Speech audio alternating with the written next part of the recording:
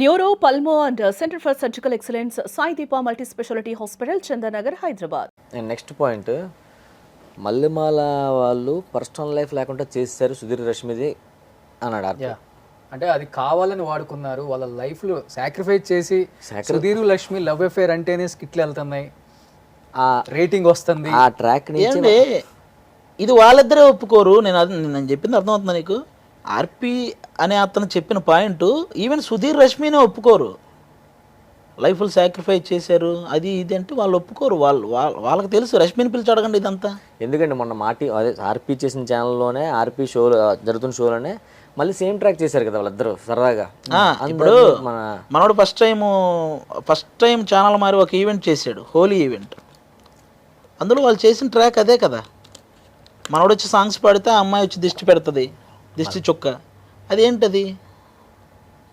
ఒకటే పర్టికులర్ ఎవరైతే ఇప్పుడు వీళ్ళని డైరెక్ట్ చేస్తున్నారో ఆ డైరెక్టర్లే చేశారు. అది నితిన్ అన్న భరత్ అనే చేశారు.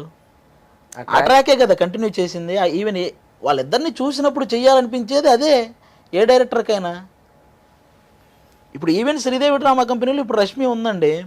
రష్మి ఉంటే మేము ఏం మాట్లాడతాం? బాబు ఎక్కడా, బాబు ఏం చేస్తున్నాడు, ఈ టైప్ మాట్లాడతాం సరదాగా. అమ్మాయితో సుధీర్కున్న రిలేషన్ అలాంటిది, ఇంకా తప్ప మనం ఏం మాట్లాడతాం? జెన్యున్ మీరు చెప్పండి సార్, ఆ లవ్ ట్రాక్ నుంచి కదా వాళ్ళ క్రేజ్ పెరిగింది. డెఫినెట్గా 100%. ఆడియన్స్ యాక్సెప్ట్ చేశారు, వాళ్ళు కూడా ఎంజాయ్ చేస్తారు, వాళ్ళకి క్రేజ్ పెరిగింది, వాళ్ళకి ఇష్టమే. అంతేగాని మళ్ళీ మనల్ని ఫోర్స్ చేసి ఈ ట్రాక్ మీరు ఒప్పుకోకపోతే అవ్వదు చెయ్యాలని అనలేదు. అది క్రియేట్ చేసిన నితిన్ భరత్ వల్లే, ఇప్పుడు మా టీవీలో ఉన్న నితిన్ భరత్ వల్లే క్రియేట్ చేశారు. దాని ద్వారా ఫేమ్ వచ్చింది వాళ్ళిద్దరికి. దాంట్లో ఆర్పీ అన్నం ఏంటి, వాళ్ళకి అసలు పర్సనల్ లైఫ్ లేకుండా చేసేసారని వాళ్ళు హ్యాపీగా కెరియర్గా సక్సెస్ అయ్యారు. అమ్మాయి హీరోయిన్గా చేస్తుంది, వీడు హీరోగా చేస్తున్నాడు. అంత క్రేజ్ వచ్చింది ఆ ట్రాక్ నుంచి. దాంట్లో ఫోర్స్ఫుల్గా చేసిన మళ్ళీ వాళ్ళు చేంజ్ ఏముంది అందులో? ఇంకో పాయింట్, అది రేటింగ్స్ గురించి మాట్లాడారు. ఇక్కడ రేటింగ్స్ ఏంటి, అక్కడ రేటింగ్. నేను ఒకటే చెప్తున్నానండి, ఒక పర్సన్ వల్ల అది నేనైనా, సుధీర్ అన్న అయినా, రాంప్రసాద్ అన్న, గెటప్ సీన్ అన్న, లేకపోతే ఇంకొక టీం లీడర్ అని ఎవరైనా, ఒక పర్సన్ వల్ల ఎప్పుడు రేటింగ్స్ రావు. ఆ డైరెక్టర్ తీసుకున్న కంటెంట్ వల్ల రేటింగ్స్ వస్తాయి. అది ఎక్కడైనా సరే, 200%. అది ఈవెన్ ఏది సినిమా అయినా లేకపోతే ఇదైనా. ఇప్పుడు సుమన్ టీవీలో ఇప్పుడు నువ్వు ఉన్నావు, నువ్వు ఒక కంటెంట్ అనుకుంటావు, నేను వీళ్ళతో చెయ్యాలి, ఇలా చేస్తే నాకు ఇది వస్తుంది. అది నువ్వు అనుకునే కంటెంట్ వచ్చిన పర్సన్స్ వల్ల వస్తుంది అనేది కూడా కాదు. ఫస్ట్ నువ్వు నీ మైండ్లో కంటెంట్ వస్తుంది. అది ఎప్పుడు కూడా పర్సన్ వల్ల రేటింగ్లు చేంజ్ అవ్వు. ఈవెన్ ఇప్పుడు సుధీర్ అన్న ఎక్స్ట్రా జబర్దస్త్ నుంచి వెళ్ళిపోయాడు, నేను జబర్దస్త్ నుంచి వెళ్ళిపోయాను.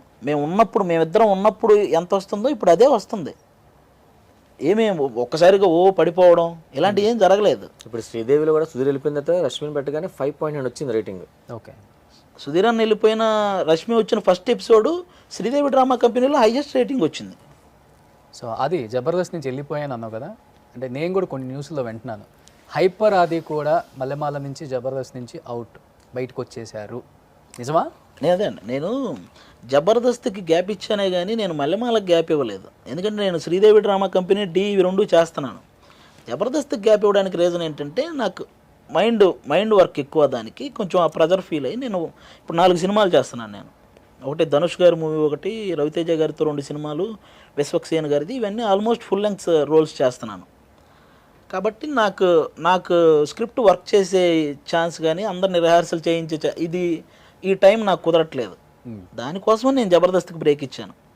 వన్స్ మళ్ళీ ఇవన్నీ క్లియర్ అయ్యాక నేను మళ్ళీ జబర్దస్త్ చేస్తాను. ఇది మ్యాటర్. ఓకే, అందులో దాపరికాలు ఏం లేవు. రాంప్రసాద్ గారు గెటప్ సీన్ గారు బయటకు వచ్చారా? గెటప్ సీన్ కూడా సినిమాల్లో బిజీ అంటే గ్యాప్ తీసుకున్నాడు తప్ప వాడు ఎక్కడికి వెళ్ళిపోలేదు. నేను మిస్ అవుతున్నాను అంతే. ఎందుకంటే నేను స్టేజ్ ఎక్కన మా ముగ్గురు ఒక కాంబినేషన్ ఉండేది కదా, ఏడ్చారు కదా, అది మిస్ అయ్యాను తప్ప. శ్రీను ఎక్కడికి వెళ్ళిపోయాడు. శ్రీను ఇంకొక 10-15 డేస్ మళ్ళీ బ్యాక్ అయిపోతాడు. వస్తే మళ్ళీ మంచి కిట్లు చేసుకుంటాం, హ్యాపీగా బాగుంటుంది అంతా. సరే, ఈ 10-15 డేస్ స్టేజ్ మీద లేదని ఏడ్ చేశారు మీరు ఎమోషనల్ అయ్యి. 10-15 డేస్ ఆల్మోస్ట్ ఒక 3 months. ఇంకా అసలు మన స్టేజ్ మీదకి రాడు సుధీర్, ఇంకొక స్టేజ్కి వెళ్ళిపోయాడు అన్నప్పుడు మీ ఫీలింగ్ ఏంటి? కానీ సీనుది కానీ. అందుకనే ఆ రోజు తెలియకుండా నేను అప్పటికి ఫస్ట్ టైం స్టేజ్ ఎక్కినప్పుడు కొంచెం ఫీల్ అయ్యా. వాళ్ళిద్దరు మెసేజ్ పెట్టా, ఫస్ట్ టైం ఇద్దరు లాగా చేస్తున్నారా, ఏదో తెలియకుండా చిన్న బాధ అనిపిస్తుంది. స్కిట్ రెడీగా ఉంది కానీ చేద్దామని కాన్ఫిడెన్స్ ఉన్నా సరే తెలియకుండా ఏదో అవుతున్నట్లు అనిపిస్తుంది. ఇద్దరికి మెసేజ్ పెట్టా. సుధీర్ ఆల్ ది బెస్ట్ చెప్పాడు, శ్రీను ఆల్ ది బెస్ట్ చెప్పారు. ఆ రోజు ఫస్ట్ స్కిట్ బాగా వచ్చింది, సెకండ్ స్కిట్ విన్ అయ్యాను. తర్వాత రాకేష్ వాళ్ళతో మా ఫ్రెండ్షిప్ గురించి స్కిట్ చేస్తున్నాను, మాకు తెలియదు ఆ విషయం. డైరెక్టర్లు పిలిచి మీ ఫ్రెండ్షిప్ మీద స్కిట్ అంటే సరదాగా పంచులు ఉంటాయి కదా మా ఫ్రెండ్షిప్ మీద చూస్తుంటే మా ఫ్రెండ్షిప్ మేము రియల్గా చేసినవన్నీ చేసి చూపించగానే తెలియకుండా నేను ఇప్పుడు వచ్చి ఎప్పుడు వెళ్ళదు టీవీలో, ఎప్పుడు ఫస్ట్ టైం ఫస్ట్ టైం తెలియదు. ఇప్పుడు కూడా వాళ్ళ పేర్లు చెప్తే కళ్ళమ్మ నీళ్ళు వచ్చేస్తున్నాయి. అయ్యి ఏంటంటే వాళ్ళు నిజంగానే 1.5 years ఆల్మోస్ట్ ఎక్కడికి వెళ్ళినా కూడా ముగ్గురు కలిసి వెళ్ళి ఏ ఈవెంట్ అయినా లేకపోతే బయట అయినా నైట్ పార్టీస్ అయినా ఏవైనా ముగ్గురు కలిసే ఉంటారు మ్యాక్సిమం. కొంతమంది ఎలా ఉంటారు ఆన్ స్టేజ్ వరకు మాట్లాడుకుంటారు, దిగిన తర్వాత ఎవరి పని వాళ్ళదే కదా. వీళ్ళ అలా కాదు. ఆల్మోస్ట్ మణికొండలో కూడా అన్ని ఇళ్ళు దగ్గరగా మహా అయితే ముగ్గురు కలిసి ఒక ఇంట్లోనే ఉంటారు ఎప్పుడైనా సరే. అలాగే అక్కడే పడుకోవడం, అక్కడే తినేయడం, ఇట్లా అందరు కలిసి ఒకే. ఏడ్చింది మా ఫ్రెండ్షిప్ పోయిందని కాదు, ఫ్రెండ్షిప్ బయట ఉంటుంది కానీ ఆ స్టేజ్ మీద మళ్ళీ మేము కలిసి ఉండం కదా, ముగ్గురు కలిసి కాంబినేషన్ ఉండదు కానీ తెలియకుండా ఏడుపు వచ్చేసింది. ఆ రోజు ఏడ్చేసాను అంతే. సో ఇప్పుడు హైపర్ ఆది ఆల్మోస్ట్ బుల్లితెరకి హీరో సుధీర్ ప్లేస్ని రీప్లేస్ చేసేసి ఒకటి చెప్తానండి అనే టాక్ గట్టిగా నడుస్తుంది.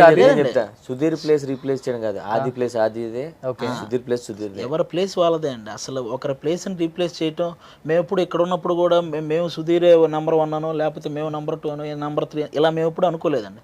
మేము అందరం ఒకటే. నేను అందుకే నీకు మళ్ళీ చెప్తున్నాను, ఒక పర్సన్ వల్ల ఎప్పుడు ఏది చేంజ్ అవ్వదు. నా వల్ల సుధీర్ అన్న వల్ల ఇలా చేంజ్ అవ్వవు, కంటెంట్ వల్లే చేంజ్ అయ్యిద్ది. ఇప్పుడు ఈవెన్ మధ్యలో సుధీర్ అన్న, రష్మి గారు ఇలాంటి చాలామంది కొన్ని ఈవెంట్లు చేయలేదు, అయినా కూడా ఆ పర్టికులర్ కంటెంట్ వల్ల 10లు 9.6లు ఇలా రేటింగ్లు వచ్చినాయి. అది ఎప్పుడు కూడా కంటెంట్ మ్యాటర్స్ అంతే. అది అందులో మనం ఎవరిని కూడా జబర్దస్త్లో ఏంటంటే జబర్దస్త్లో ఒక్కొక్కరికి ఒక్కొక్క ఇది ఉందండి. కొంతమందికి ఒక సెట్ ఆఫ్ ఆడియన్స్ కొంతమందిని ఇష్టపడతారు, ఇంకో సెట్ ఆఫ్ ఆడియన్స్ ఇంకొంతమందిని. అలా ప్రతి ఒక్కరికి ఒక ప్రత్యేకత ఉంది. మన ముగ్గురు బయటికి వెళ్ళినప్పుడు ఒకరితో ముందు ఫోటో దిగొచ్చు, ఇంకొకరితో వెనక ఫోటో దిగొచ్చు, కానీ ముగ్గురితో దిగుతారు. కాబట్టి ఒక్కొక్కరికి ఒక్కో ప్రత్యేకత ఉంది. మా దాంట్లో వాళ్ళు నెంబర్ 1, వీళ్ళు నెంబర్ 2, వీళ్ళు నెంబర్ 3 ఇలాంటి ఏం లేవండి. అందరం ఒకటే అనే ఫీల్తోనే ఉంటాం మ్యాక్సిమం. ఓకే. సో అది గారు మీరు అభి ఇద్దరి మధ్య ఏదైనా క్లాషెస్ వచ్చి ఇంకా టీంలో నుంచి నన్ను తీసేస్తారన్న మూమెంట్లో మీరు బయటకు వచ్చేసారా, లేకపోతే ఆయన బయటకు వెళ్ళిపోయారా? ఇప్పుడు ఇది జరిగే ముందు లేదు అభి అన్నకి నాకు ఎప్పుడు ఏ క్లాష్ రాలేదు. మేము ఇప్పటికీ ఇప్పుడు అభి అన్న వేరే ఛానల్లో వర్క్ చేస్తున్నా, నాతో చాలా బాగా మాట్లాడతాడు, నేను చాలా బాగా మాట్లాడతాను. నాకు ఎప్పుడు ఆ గ్రాట్యూట్యూడ్ ఉంటుంది. నన్ను పైకి తీసుకొచ్చిన నేను అందులో ఏమాత్రం సిగ్గుపడను చెప్పడానికి. నేను ఏ స్టేజ్కి వెళ్ళినా కూడా నాకు ఫస్ట్ స్టేజ్ ఇచ్చింది ఎవరంటే ఖచ్చితంగా అభి అన్ననే. నేను ఎక్కడున్నా చెప్తాను, అందులో డౌటే లేదు. నేనేమంటానంటే నాకు లైఫ్ ఇచ్చింది అభి అన్న, అటువంటి అభి అన్నకు కూడా లైఫ్ ఇచ్చింది మల్లెమాలే. మీరు ఆలోచిస్తే మరి అలాంటప్పుడు నేను మల్లెమాలను గౌరవించడంలో తప్పులేదు కదా. అభి అన్నకి ఆ స్టేజ్ ఇచ్చింది మల్లెమాలే కదా, అప్పుడే కదా నేను ఆ స్టేజ్ మీదకి రాగలిగాను. కాబట్టి నేను ఇద్దరిని మెచ్చుకోవడంలో తప్పులేదు కదా. అంటే కొన్ని పదుల కమిడియన్స్ని బయటికి తీసుకొచ్చింది మల్లెమాల కానీ, ఇప్పుడు మీ టైం వచ్చిన తర్వాత పాన్ ఇండియా లెవెల్లో సాంగ్స్ చేస్తున్న శేఖర్ మాస్టర్ కానీ, జానీ మాస్టర్ కానీ, గణేష్ మాస్టర్ కానీ, ఇంతమంది ఎక్కడి నుంచి వచ్చారు? వాళ్ళకి కష్టం పడడానికి ముందు అవకాశం ఇచ్చింది మల్లెమాలే కదా. వాళ్ళని అడిగినా అదే చెప్తారండి. మనం దాని గురించి మీరు ఏ స్టేజ్ నుంచి ఎక్కడి నుంచి వచ్చారంటే ఫస్ట్ డి అనే చెప్తారు. వాళ్ళందరూ డీలో పార్టిసిపేట్ చేసిన తర్వాతే ఆడియన్స్కి తెలిసింది కదా.